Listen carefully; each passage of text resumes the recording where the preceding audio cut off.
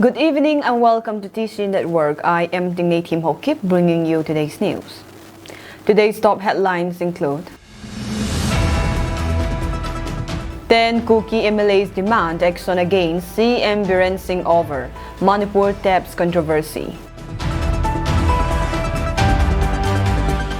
Different Kuki bodies seeks probe into Chief Minister and Biren Singh's leak audio. Kuki women folk block National Highway at Kangvai, denying entry of CRPF. IMD forecasts very heavy rainfall in east, west, northwest, and central parts of country for next few days.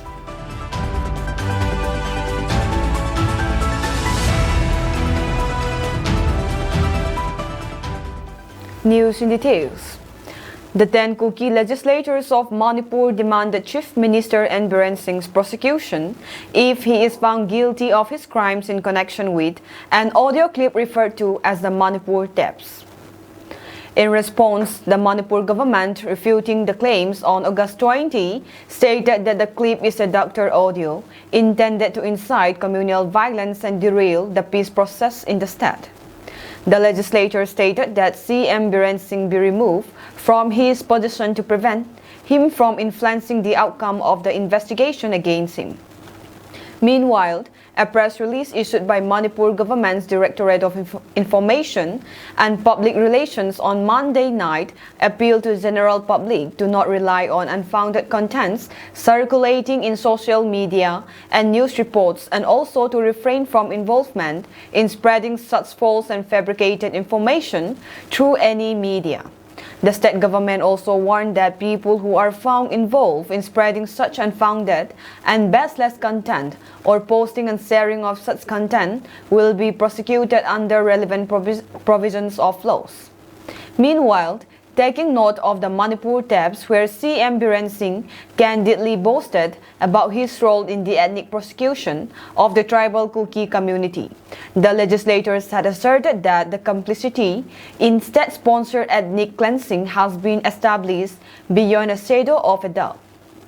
They had noted that the CM could be clearly heard reassuring his audience, presumed to be members of his militia base, on his tone and manner, that central agencies should arrest him before any of them, and also suggested that they delay their appearance when summoned, giving him time to intervene. The press statement further added, the tapes also revealed how the Union Home Minister had chastised him for authorizing the use of bombs on civilians, and how after the Union Home Minister had left, he had instructed the people to brass to use bombs clandestinely going forward, defying the Union Home Minister's directions. According to the legislators, the Manipur Chief Minister also claimed that he had ensured no arrests were made in connection with the looting of 4,000 to 5,000 arms and ammunition from state forces. He reportedly stated that while the Kukis had a right to direct abuses at him, acknowledging his role in the deaths of approximately 300 of their people, he asserted that the Meiteis should refrain from doing so. These and many more self-incriminating statements can be clearly heard from the leaked tapes, which had been submitted to the Judicial Commission headed by Justice Lamba, they added. Furthermore, the legislators also claimed that Rajendra Nong, brother of Chief Minister and Biren Singh, confirmed the authenticity of the tapes by threatening those who sold out such sensitive tapes to others on Facebook. We once again appeal to the government of India to expedite our demand for separate administration in the form of union territory with legislature, as that alone is the path to lasting peace in the region, the press release concluded.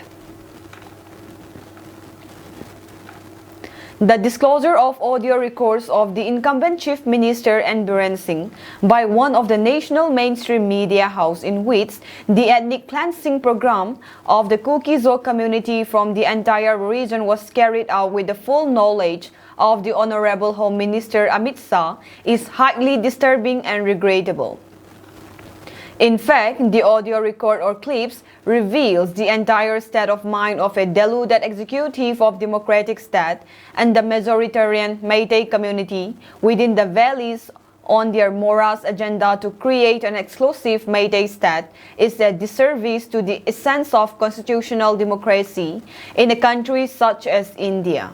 In view of this issue, the committee is hard-pressed upon for an answer from the Honorable Home Minister Amit Shahji, with whom we have placed our political exigencies till this date. Why had he conveniently connived with N. Biren Singh to prosecute the minority Kuki-Zo tribal community in the region? How can Home Minister succumb to pressure from the Valley-based CSOs to remove their own men or security forces from the buffer zones, or heed to the incriminating lies levels upon the Assam Rifles by such groups? Perhaps it is high time the Honorable Home Minister to swung in action on those assurances given to the Kuki-Zo community for immediate solutions to the protracted political negotiations between A.K. Mishra, representing the Union Government of India, and the suspension of operation groups, the UPF and KNO, by way of constitutional provisions under Article 239A. Therefore, it is the prerogative of the Union Government of India to thwart the erstwhile state of Manipur from teetering towards Talibanization and protects its citizens, the Kuki-Zo, who are the minority Christian community in the region, by effectively and immediately 1. Imposing Article 356 President's rule in the state of Manipur to salvage the democratic institutions and contain the rise of armed civilians in the valley and failure to the current dispensation to restore law and order. 2. Acknowledge and take cognizance of the separations between the hills, predominantly occupied by the Kuki-Zo community, and the valley dominated by the majoritarian Meitei community, which is total both in terms of physical and political demography. 3. By instituting an oversight commission to prosecute the perpetrators, high-ranking politicians and police officers who are directly or indirectly involved in this heinous ethnic cleansing program against the minority Kuki-Zo community. 4.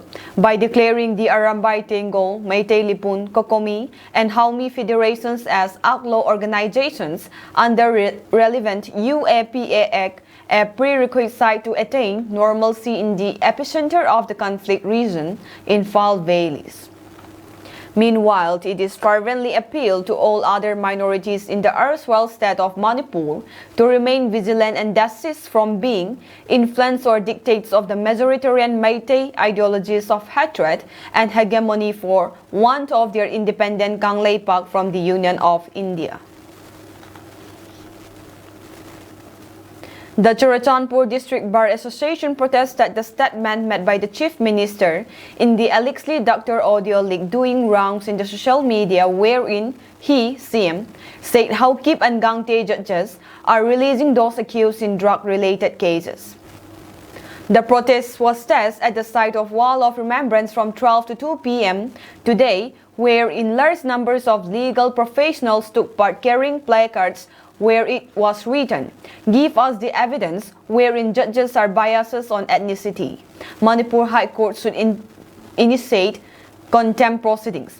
Don't drag judges into politics. Keep the courts free. Support judicial independence. Beside others, and shouted slogans on the lines.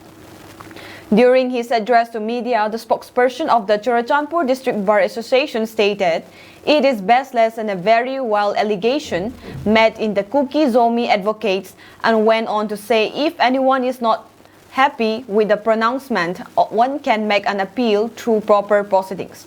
George went on to say the protest has been organized to ensure that independence of the judiciary is maintained as judges pronounce their judgment according to the legal provision. He emphasized that independent judiciary upholds the rule of law and in protecting fundamental rights and serve as the cornerstone of democracy, and ensures that justice is administered impartially and without from external pressures.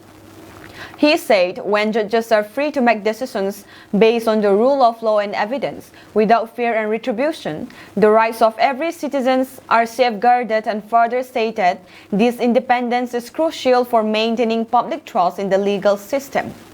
We are gravely shocked to come to know that the allegedly Dr. audio leak that is viral in social media has questioned the integrity of our judges, and this is unacceptable and condemnable at the highest degree, George stated. He further said, "We have the provisions of appeal and reviews for unsatisfactory judicial pronouncement of a judge, and criticizing a judge for his judicial pronouncement amounts to contempt of the court and of that particular judge," and said casting doubts based on ethnic lines should also be condemned. Appealing the High Court of Manipur to initiate contempt proceedings against the guilty persons, George stated, "In the war where the rule of law is under threat in many places, it is more important than ever to uphold and defend the independence of our judiciary." The Kopi District Bar Association writes to the Honorable CJM of Sinapati bearing the subject a humble request to adjourn all the matters listed for 22/08/2024 and suspend all the activities. The letter states that the Kopi Bar Association would like to request for adjourning all the matters listed on the above mentioned that and suspend all the activities in protest against the leaked audio of N. Biren Singh published by The Wire, which was submitted to the Commission of Inquiry Manipur Violence 2023, and a false allegation made against the integrity of the judiciary, accusing judges in the ethnic lines by the present Chief Minister of Manipur. Therefore, it is hereby appealed to all the LD members and staff of CJMI-CJSD Senapati, which is within the Kopi District Headquarters, to suspend all the cases for the said day to endorse the protest. The Kopi District Bar Association also saw solidarity on a sit-in protest organized by the Churachandpur District Bar Association on 22nd August 2024. As a part of the protest, the letter read, "As per the recent order of the Ministry of Home Affairs, Government of India, a battalion of CRPF was reported to be on their way towards Kangvai, Churachandpur today to replace the 9 Assam Rifles stationed there. However, the people of Kangvai area, especially the women folks, intercepted the CRPF battalion, who were transferred by the Home Ministry to replace the Assam Rifles stationed there, by blocking the highway and denying them of their stationing in the Kangvai area. A report from reliable sources said that the 9 Assam Rifles were transferred nearby at Kangathay near Khosabung. The women folk protested under the rain guarding the highway so as to prevent the CRPF from entering and replacing the 9 Assam Rifles, who were currently guarding the buffer zone between Lamka and Bisnupur district since the initiation of the conflict. Reports also say that the CRPF personnel came in 10 vehicles but denied entry by the protesting women at Kangvai near Sizo Post. The protesting women stated their reason for today's protest, saying that the 9 Assam Rifles had remained neutral to both communities since the onset of the conflict last year. They had showed great credibility to their work by remaining neutral and not siding with either of the community, and thus giving a sense of safety and security to the people. But the CRPF, who were sent to replace the peace-loving 9 Assam Rifles by the Manipur government order, cannot be trusted since it is the government that had been trying to annihilate us, they said. The protesters says that the main reasons behind the replacing of the Assam Rifles by the CRPF is because the Assam Rifles had prevented the Meiteis from attacking us and had denied them entry into our places. Why do the Meiteis ask for the transfer of Assam Rifles, which are stationed in the hill areas and not in the valley or among them? Why do they ask for the replacement of Assam Rifles by the CRPF? The hill area CSOs and various other leaders had repeatedly stated their disagreement regarding this subject, but no heed was paid to their opinions by the concerned authorities.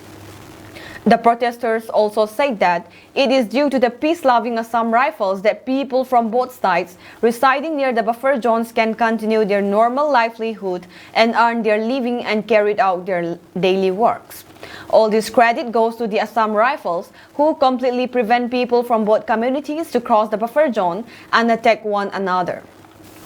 The women protesters stated their worries, saying that no other forces will be able to remain neutral like the Assam Rifles. Hence, the women protesters are willing to go through all sorts of actions so as to prevent the transfer of the Assam Rifles, who remain neutral to both communities. India Meteorological Department IMD has forecast very heavy rainfall over the east, west, northwest and central parts of the country during the next 4 days. Heavy rainfall is also likely in some parts of the South Peninsula during the next 7 days. The weather agency has forecast heavy rainfall over Bihar, Uttar Pradesh, Rajasthan, Chhattisgarh, Gujarat, Konkan and Goa till 26 August. Heavy rainfall is also expected in Assam, Meghalaya, Nagaland, Manipur, Mizoram and Tripura during the next 5 days. IMD said that a low pressure area over North Bangladesh is likely to cause isolated very heavy to extremely heavy rainfall over Assam, Meghalaya and Tripura during the next 24 hours. Meanwhile, Delhi and its adjoining parts witnessed very light rainfall during early morning. Our reporter said more in an interview with Hill Tribal Council HTC President Kai Khulal Haukip said that More had faced severe economic downfall due to the ongoing conflict. As per Kai Khulal Haukip, severe economic downfall strikes More badly in this ongoing conflict. The majority of the inhabitants of More town are Kukis, and More had been famous as a boulder trade center in the state where goods arrived from Myanmar and China through Nampalong Gate during the good days. More had been supplying goods to other parts of the state during the good days. But since the onset of this ethnic crisis in the state, the Kuki inhabited More wasn't exempted from the cruelty of the Biren government and its fellow Meitei community brutalities. Biren, with its power, had asked the Home Ministry for the scrapping of the FMR, which had halted the cross-border trade, leaving the people of More jobless and poverty-stricken, says the HTC president.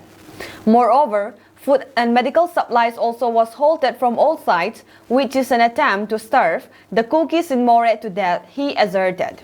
In the past, within 10 minutes, enormous amount of goods was received through the Nampalong Gate, but due to the closing of this gate, 99% of trade had been halted in More town, rendering the Boulder people jobless and hungry. Prices of commodities had raised unimaginably due to scarcity and thus indirectly affecting the poorer section of the society, leading them to starve, he added. The HTC president also says that the main reason behind the economic downfall of the More town is the closing of the cross-border trade, which had been giving occupation to the More inhabitants, and that the resumption of the border trade can lighten up the economic condition of the border town of More. The pig farmers of Mizoram suffered a loss of nearly rupees 800 crore following the outbreak of African swine fever ASF in the state since 2021, the assembly was informed on Tuesday. In a written reply to a question, Animal Husbandry and Veterinary Minister C. Lalswaivunga said that 57,217 pigs died of ASF and 43,159 others were called to prevent the spread of the disease between March 2021 and 15 August 2024. Pig farmers of the northeastern state incurred financial loss to the tune of rupees 799.68 crore during that period, he said. The minister said that 9,866 pigs have died and 17,977 others killed, causing a loss of rupees 239.45 crore due to ASF between January to 15 August this year. Lalswaivunga said that the state government received financial assistance of various amounts from the center from time to time to tackle the situation. The state government declared ASF as state of disaster or calamity on January 1 this year. He said, adding that the administration is making massive efforts to contain the outbreak, although it is not possible to eradicate it completely. According to Lalswaivunga, the state government has imposed a complete ban on the import of pigs and pork products from neighboring states and countries in May, which is still effective. The minister said that pork products are being imported from Pune in Maharashtra by private agencies. On an average, Mizoram consumes over 4 lakh kilograms of pork a month, he said.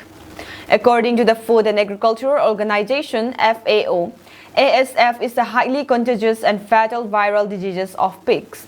It was first detected in Kenya, East Africa in 1921 as a disease that kills settlers' pigs. The central government is ramping up relief efforts in Tripura as severe flooding continues to ravage the northeastern state. Heavy rainfall since August 19 has claimed 10 lives and forced over 34,000 people into relief camps. Union Home Minister Amit Shah announced on social media that additional National Disaster Response Force (NDRF) teams, boats and helicopters are being dispatched to assist local authorities with rescue operations. The Modi government firmly stands with our sisters and brothers in Tripura during this hour of crisis, Shah stated after speaking with Tripura Chief Minister Manik Saha. Saha confirmed that 11 NDRF teams from neighboring Assam and Arunachal Pradesh are enrolled to Tripura. He also noted that helicopters would be deployed to airlift stranded residents from flood-affected areas. The entire state government machinery has been working around the clock to tackle this unprecedented natural calamity, Saha said, thanking public representatives, social workers, and citizens for their cooperation during the crisis.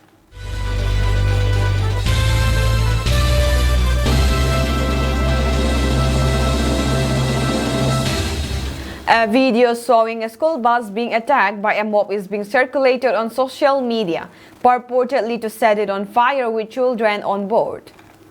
One of the men was seen burning a tire right under the bus. The attempt, however, was thwarted by the police. The incident took place during the Bharat Bandh called in Bihar's Gopalganj on Wednesday. The protesters also caused disruptions to train services at the Darbhanga and Buxa railway stations. Swarn Prabhat, SP Gopalganj, told NDTV that a high alert had been issued due to the Bharat Bandh. He also said alert police contingent and magistrates had been deployed at various locations in the town. The impact of Bharat Bandh was seen in other districts as well. Traffic flow was disrupted in several districts including Patna, Hajipur, Darbhanga, Jehanabad, Purnia, Katihar, Muzaffarpur, and Begusarai. In many places, the police employed baton charges to disperse the protesters and restore order in the affected areas. The Patna District Administration has released a statement confirming that the Patna police filed 3 FIRs and took 9 individuals into custody for allegedly taking matters into their own hands during the protests. The Bharat Bandh was called by 21 organizations across the country in response to the Supreme Court's August 1 ruling allowing states to subclassify scheduled castes and scheduled tribes for granting quotas within these groups. The apex court majority verdict held that such subclassifications are permissible to benefit more underprivileged castes within these categories. The Rashtriya Janata Dal and several other members of the India bloc expressed their backing for the ban. India's southern state of Andhra Pradesh wrapped up rescue efforts on Thursday at a pharmaceutical manufacturing plant where an explosion the previous day killed 17 people and injured nearly 40, a senior state official said. The state's worst such incident in recent years. Wednesday's blast took place at the 40-acre, 16-hectare unit of privately held Essendia Advanced Sciences in the Ankaapalli district. Nearly 40 people were injured and rescue operations had been completed, the official industry secretary N. Yuvaras told Reuters. Essentia did not immediately respond to a request for comment, but government officials said they suspended an explosion in the chemical reactor. Officials said they were scanning closed-circuit television footage and questioning the injured to decide if human error was responsible for the blast. Preliminary investigation shows there was some vapor leak that led to chemical reactions, which caused the explosion, added Yuvaras, who identified the solvent involved as methyl tert butyl ether. In a post on X, Prime Minister Narendra Modi offered condolences to the relatives of the dead. India, known as the pharmacy of the world, is home to many plants that make pharmaceuticals. A fire in the same district last year in a unit of Sahiti Pharma killed 2 people and injured 5. Tamil Nadu-based space startup Space Zone India is poised to launch RHUMI-1, India's first reusable hybrid rocket, on August 24 from a mobile launcher in Thiruvandai coastal village, Chengalpet. This launch will send 3 Cube satellites and 50 Pico satellites into a suborbital trajectory. While the Cube satellites will monitor and collect atmospheric conditions, including cosmic radiation intensity, UV radiation intensity, and air quality, the Pico satellites will analyze various environmental factors such as vibration, accelerometer readings, altitude, ozone levels, toxic content, and molecular bonding, contributing to a deeper understanding of atmospheric dynamics. Utilizing hybrid propulsion system that combines solid fuel and liquid oxidizer technologies, the rocket aims to maintain environmental safety. Space Zone India founder and CEO Anand Megalingam emphasized that this mechanism is reusable and offers a more sustainable and cost-effective approach to satellite launches. The upcoming launch represents a leap forward for India's aerospace technology, particularly in the small satellite market, which is rapidly expanding due to the increasing demand for low Earth orbit LEO missions. Megalingam shared that the mobile launch system provides a flexible platform capable for adapting to different launch scenarios, making it easier to deploy from any location. Space Zone India has gained considerable attention, particularly following the successful launch of India's first hybrid rocket in February 2023 from Kalpatkam. The RHUMI series of rockets, including RHUMI-1, RHUMI-2, RHUMI-3, are designed to cover a range of altitudes from 1 km to 500 km.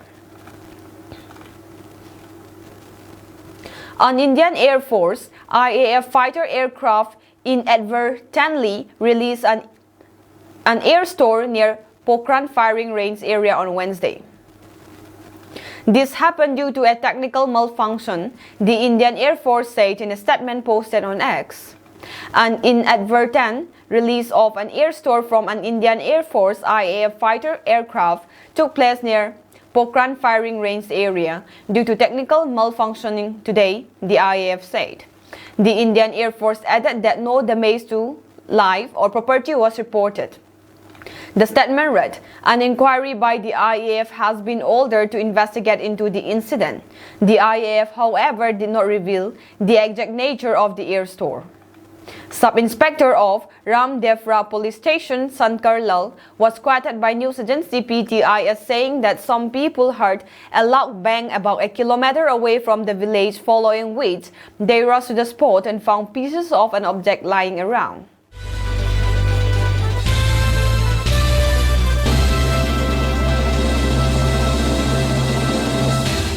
Ukraine has launched one of its largest drone attacks on Moscow as it presses on with a major incursion into Russia's Kursk region, Russian authorities said. Russia's Ministry of Defense said on Wednesday that air defense forces shot down 11 drones over Moscow and its surrounding region, with some reportedly down over the city of Podok, some 38 kilometers south of the Kremlin. This is one of the largest ever attempts to attack Moscow with drones, Moscow Mayor Sergei Sobyanin said on the Telegram messaging app. No damage or casualties were reported. Drone attacks on Moscow are rare. Ukraine's latest attempt to target the Russian capital appeared to be larger than an attack in May 2023, when at least 8 drones were struck down. The barrage was part of the broader attack on Russia, with the Ministry of Defense saying its air defense units destroyed 45 Ukrainian drones in total overnight. In addition to the 11 drones destroyed over the Moscow region, 23 drones were down in the Boulder region of Bryansk, 6 in the Boulder region of Belgorod, 3 in the Kaluga region, which borders the Moscow region to its northeast, and 2 in the embattled Kursk region, the ministry said. Russia's state news agency RIA reported that 2 drones were destroyed over the Tula region, which borders the Moscow region to its north. Following the assault on Moscow, temporary restrictions were imposed overnight at Moscow's Vnukovo, Domodedovo, and Zhukovsky airports, but all 3 returned to normal operations later on Wednesday. Reporting from the Ukrainian capital, Kyiv, Al Jazeera's defense editor, Alex Gatopoulos said, given how well protected Moscow and other Russian cities are, it remains to be seen whether this is a departure or just a one-off by Ukraine's military command. Ukraine's drone assault came as Russia struggles to push Ukrainian forces out of Kursk 2 weeks after the surprise incursion. Alexei Smirnov, the acting regional governor of Kursk, said 1 person was killed and 2 injured after a Ukrainian drone dropped an explosive on a vehicle. Kyiv also claimed to have destroyed Russian pontoon bridges with US-made weapons to defend its incursion. A video posted by Ukrainian special forces showed strikes on several pontoon crossings in the region, where Russia has reported that Ukraine has destroyed at least 3 bridges over the Sym River. At least 28 people were killed when a bus carrying Sikh pilgrims from Pakistan to Iraq crashed in central Iran, an official said Wednesday. The crash happened on Tuesday night in the central Iranian province of Yazd, said Mohammad Ali Malekzadeh, a local emergency official. Another 23 people suffered injuries in the crash, 14 of them serious, he added. At the time of the crash, there were 51 people on board, all of whom were from Pakistan. Pakistan's Interior Minister Mohsin Naqvi expressed his condolences over the deaths. We are deeply saddened by the loss of precious human lives in the bus accident in Iran, he said. Iranian state television later broadcast images of the bus turned upside down on the highway with its roof smashed in and all its doors open. Rescuers carefully made their way through the road, avoiding the broken glass and debris scattered around.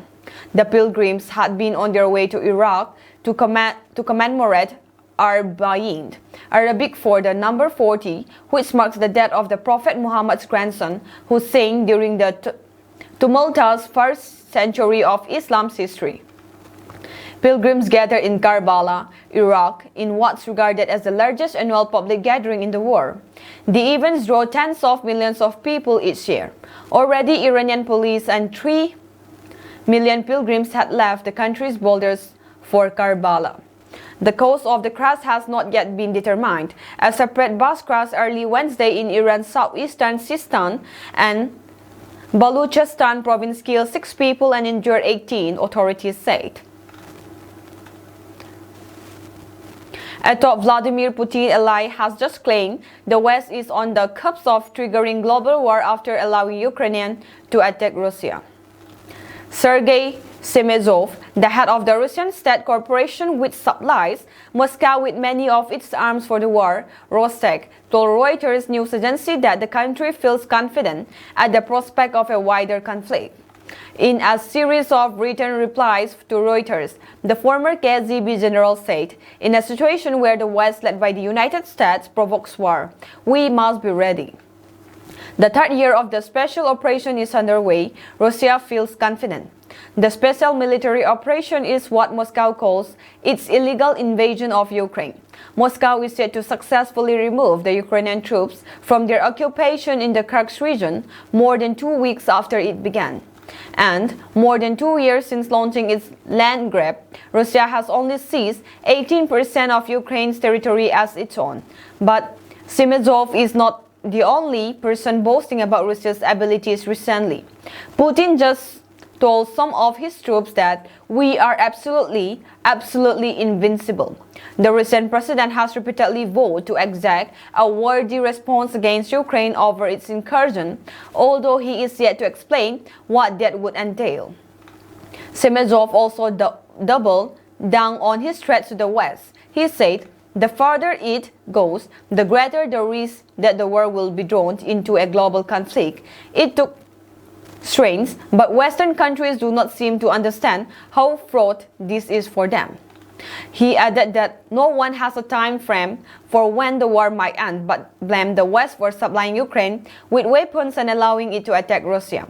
Semezov also told Reuters it was a myth there were empty shelves in Russia's shops due to the Western sanctions against Moscow. He claimed Russia has enough cannon. We have increased the production of weapons many times over. We have passed the main stress. We managed to extract advantages from the situation and draw the necessary conclusion. One of them is no more joint business based on trust with Western countries.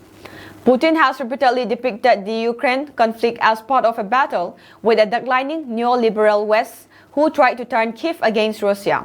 But the West, keen not to escalate the war into a global conflict, has rejected this notion and insists the invasion of Ukraine as a land grab. Donald Trump held his first outdoor campaign even on Wednesday since an assassination attempt, lobbing insults at his surging Democratic opponent Kamala Harris from behind bulletproof glass at a rally in the battleground state of North Carolina.